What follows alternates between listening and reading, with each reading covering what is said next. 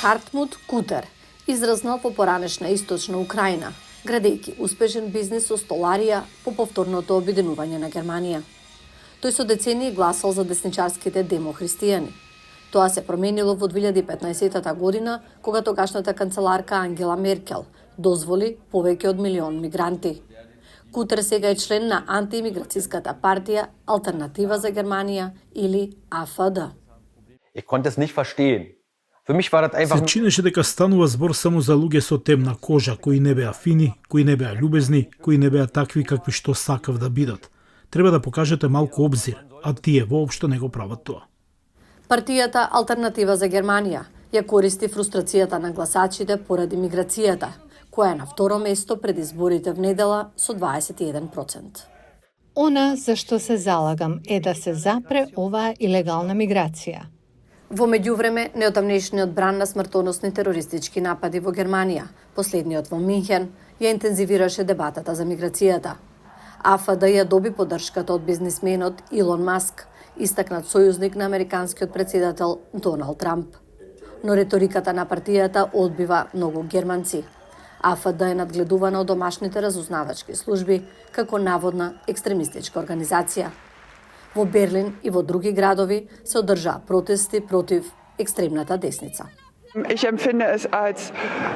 Сметам дека е апсолутно загрижувачки што расизмот и десничарската комуникација стануваат норма. Имиграцијата доминира во изборните кампањи, вели аналитичарката Сара Вагнер. This is the number one issue that people are really... Ова е прашање број 1 што луѓето на вистина го разгледуваат и ќе влијае на нивниот избор. Веројатно второто најистакнато прашање е состојбата со економијата. Луѓето се во многу поголема криза со трошоците за живот отколку на последните избори во 2021 година.